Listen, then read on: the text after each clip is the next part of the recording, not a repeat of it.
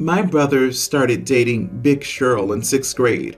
He's 25 now, to show how long this has been going on. To say that he and Big Cheryl were toxic together is an understatement. They had breakups and then got back together over 1,000 times. My entire family would go through the roller coaster ride with him, and we'd always see him date a really nice girl. Then Big Cheryl would get in touch with promises, and he'd dump the nice girl and be right back into Big Cheryl's arms. It has been about 2 years since their last breakup, and he met a girl named Carly, who's a peach. We all love everything about her. My brother finally went no contact with Big Cheryl at the time he met Carly, and has 2 years of relationship bliss. They got married on Saturday. My brother says he blocked Big Cheryl on everything, and I'm inclined to believe him since it's been 2 years since her stench has darkened our doors. We had a very low-key bachelor party on Friday, in which we played poker and smoked cigars. At about 11:30 p.m., Big Cheryl texted me and asked if the wedding was really taking place. I said yes, and not to bother him. She said to please let him know her heart was breaking, but she'd show up for a personal bachelor party if he were so inclined. I didn't say anything to my brother that night, but the next day on the way from the ceremony to the reception, I made a joke about Big Cheryl contacting me, and you could see the blood drain from his face. All he said was thanks. Well, later in the evening, Carly caught my brother in the kitchen of the reception place on the phone with Big Cheryl. They had a huge fight, and while they tried to put on a good face for the rest of the reception, it was cold as ice for the rest of the night. My brother came over now and said that I ruined his life by telling him that Big Cheryl had gotten in touch with me. I guess he and Carly had been fighting non-stop since Saturday, and there's talk of canceling the honeymoon. My brother totally blames me and says I should have known better. Was I the idiot for telling him that Big Cheryl was trying to get in touch with him? Not the idiot. He was calling his toxic ex of years from the reception of their wedding. I'd say that would upset most people. He has no business getting married. Carly deserves better than marrying a guy who's so hung up on his toxic ex. You're showing Carly who he is early so she can hopefully run. I do have to wonder what the end game was for OP in telling his brother though, and why OP hadn't blocked Cheryl's number when he had no reason to stay in contact with her either, and had no reason to want her in his brother's life. The brother definitely needs to get himself together, and I hurt for Carly, but there are some missing pieces in this story that OP's telling. It almost feels like sabotage. An ex showed up to a personal bachelor party. You are so right. My first instinct was no, what happened at the party? But yes, Carly obviously deserves someone whose heart is 100% hers. Yet as OP kinda let it slip and didn't mention Carly as a reason to do so, I'd say he's accidentally spilled the tea. You are the idiot, OP. I guess I don't understand what logic you were following. Your brother blocked her so she could only reach out to him through you, and you decide his wedding day was a good day to bring it up? Your brother is to blame here, of course. The dude has zero impulse control with anything Big Cheryl related. He honestly sounds like he needs help letting her go. But you must have known bringing up his ex would not end well, even if he didn't end up calling or meeting her, but you did it anyway on his wedding day. Would you prefer he slip up later so the poor girl has a divorce to deal with? This was going to happen at some time.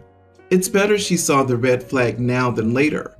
If the brother honestly has that little self-control, he shouldn't be getting married. Poor Carly, too bad she had to meet you guys, but at least she's still in range for an annulment of the marriage. I have 3 kids, a teen son and pre-tween twin daughters. They all get along well. My son loves his sisters and vice versa. Sometimes my husband and I have to go to certain events, and I ask my son if he can watch his sisters for the night. He usually says yes unless he has plans. I just ask my mom then. So on Friday night, we had an event to go to, and I again asked my son if he'd be willing to babysit. He said sure, and that was it. We came back at around midnight, and I went to check on the kids, and my son was fast asleep, while one of the twins was puking her guts out, and the other one was crying. I was surprised, but I also didn't really blame my son. They weren't really making any noise and were asleep before it all broke loose. Well, I managed to calm my girls down, and they ended up telling me how their big brother was mean and grumpy all day, and when they asked for food, He gave them a jar of peanut butter. The twins can't have peanut butter. They aren't allergic, but it makes them ill. The girls know as well, but they were hungry, and they said they had to eat it. My son knows this. The peanut butter is kept out of the twins' sight and reach, and is only in the house for him. I woke him up the next morning and asked him if all of this was true. He just made a noise and was all like, "The little snitches." "Yeah, so they had a little peanut butter. What's the big deal?" I told him that he knows they can't have it, and not only that, but I also didn't like how they described his attitude, especially when he told them they had to eat it. He just told me to stop overthinking. He forgot peanut butter makes them that sick. He only said they had to eat it because he didn't want them hungry. He didn't feel like ordering, cooking, or warming up leftovers either, and the twins were annoying. I told him that these excuses were not good enough, and that what he did was honestly kind of cruel. I told him I didn't know if I could trust him with the girls anymore either. He just rolled his eyes and told me that I was being dramatic, and that the twins would be fine. I don't need to act like this. He is really upset with me, and every time his dad or I say anything, he'll just reply with, "Oh, I thought I was cruel. I thought you couldn't trust me." He's not budging, and he's not normally like this. So I'm wondering, am I the idiot? My sister told me to post here since I'm so conflicted. Didn't think it would hurt. Not the idiot. If this had been someone other than your son, I'd call it abuse and assault. Certainly negligent. He's clearly unreliable, and I'd be very upset. You letting your son talk to you in such a manner is also alarming. He needs a therapist. Cruelty without remorse isn't normal.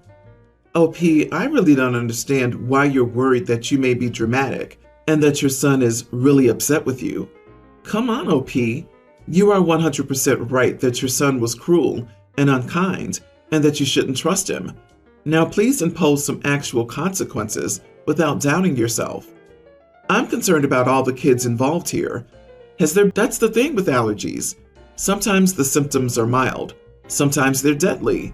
You're very, very, very lucky that their reaction wasn't much worse, especially with that much peanut butter. It's lucky you came home to puking and crying and not silence. I beg of you to get rid of the peanut butter and take them to an allergy specialist to see if there's anything else that they're allergic to. I, male 39, have been married to my wife, Stacy, for 5 years, and we have 2 children together. I also share 3 children with my ex-wife, Hannah, 37.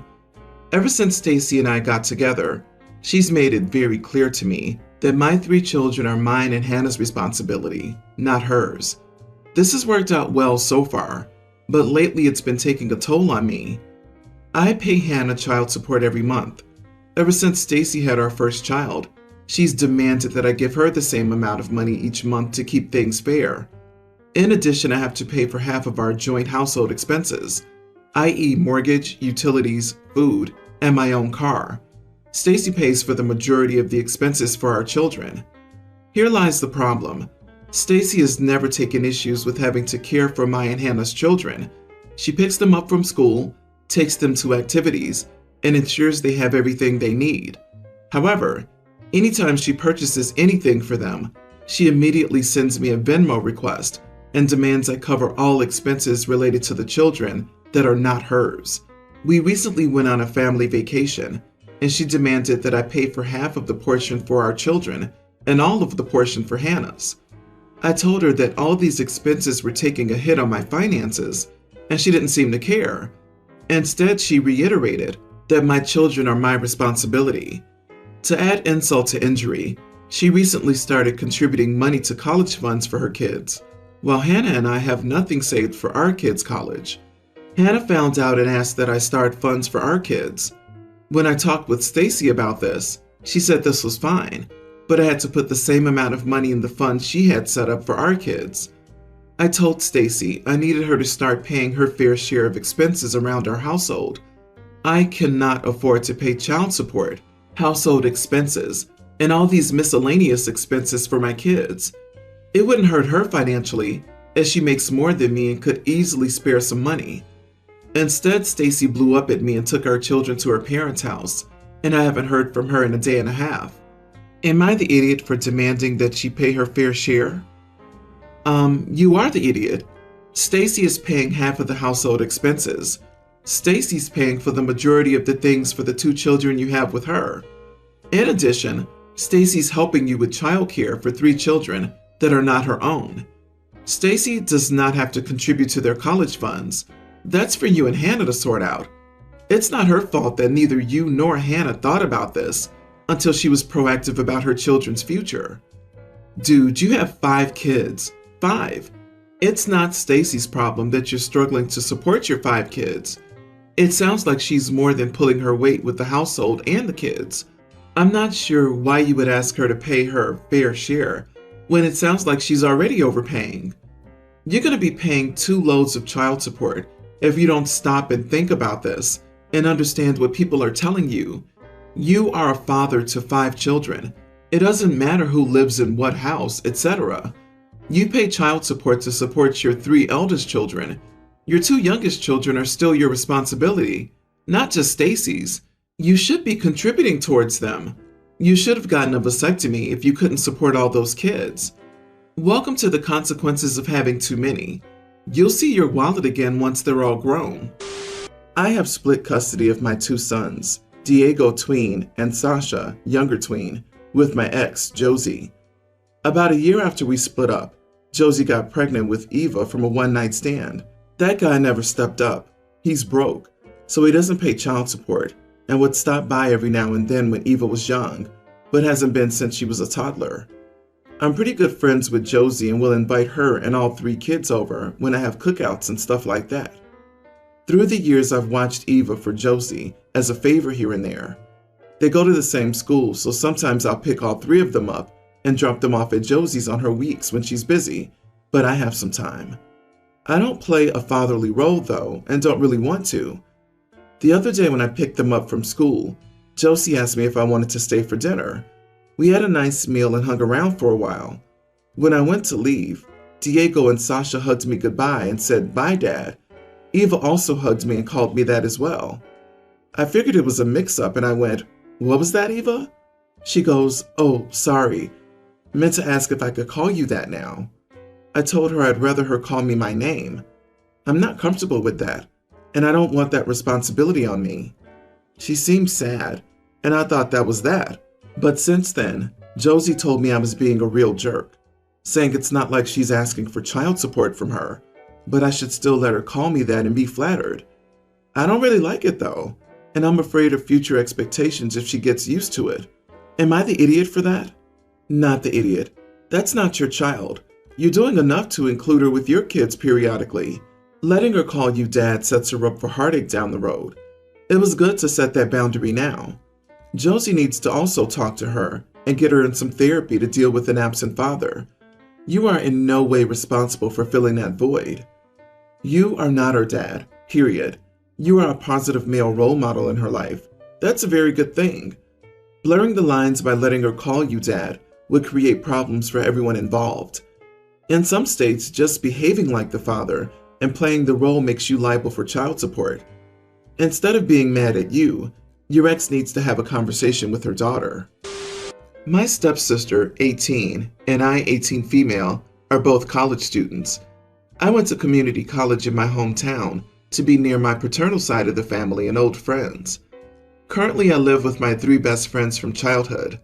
My sister was meant to be in university, but after a month she decided it was not for her, and she wanted to try for late admission to the community college I attend, allegedly. When this happened, I got a call from my mom saying she wanted to live with us, and she and her husband would pay her rent. I told my mom that would not be happening, and that I wouldn't be considering it. Background: my stepsister and I met when we were 9. My mom had an affair with her dad. My dad died before the divorce could be finalized, and my mom was pretty much shunned by people who knew what she had done, so they decided to move us all to where they live now. I was heartbroken to leave everyone I loved behind after losing my dad. However, she was super excited and way too clingy. She wanted a sister and best friend, someone to be with 24/7. It was aggravating because she would jump right to telling my mom when I asked her to leave me alone. If I was planning something without her, or if I didn't want to go do something she wanted to do, pretty much every time I said no, she would run to make it happen. She'd tell me I had to spend time with her because that's what family does. She never cared if I wanted to do anything. When we were 16, she had me grounded for 2 months because I told my history teacher that I was an only child and that my dad was dead. She heard about that and then told them, saying she and her dad were my sister and dad, and how it was awful to say he was dead and he wasn't. My mom was furious at me for bringing up the past. I never told them my college plans so I could get away from all of them. I've always suspected she might have known or applied everywhere and made her choice based on where I was. Regardless, I was done when I moved out in June. I've gone no contact with my mom and her husband and stepsister. I had dodged their calls for months, but then my mom got smart and called me elsewhere. My mom was furious that I said no. Then my stepsister showed up at my grandparents' house, who are nothing to her, wanting to know where I lived. They called me after sending her away. She showed up at my school and told me she needed somewhere to live and was in a shelter. I told her it wasn't my problem and she would not live with me. After that, I got a string of messages from different numbers my mom and her husband got their hands on. Then my maternal grandma called and told me I should have let her stay. She said I should consider her an ally and not blame her for the past, etc. She told me I was behaving unfairly. Am I the idiot? Not the idiot. It sounds like your mom is a selfish narcissist. She broke her marriage and then upended your life to suit her selfish choice. It doesn't sound like you were ever a priority, and there's no reason for you to suffer for them any longer. Agree. Just because your mom married her affair partner doesn't make what she did to your dad all right. And it doesn't make him your dad or his daughter your sister. You owe your stepsister nothing. That being said, this doesn't seem to be based solely on that incident. You've put up with 9 years of being forced into this relationship with your stepsister, and it sounds like your feelings were never taken into consideration, only hers. Her forcing the issue at every turn was not being an ally. You're an adult now, and you can choose who's in your life and who you call family. End of story. I would also tell the stepsister that she's trespassing if she ever shows up at your house. Document all of this with police reports. This is toxic behavior, and you are allowed to live harassment-free.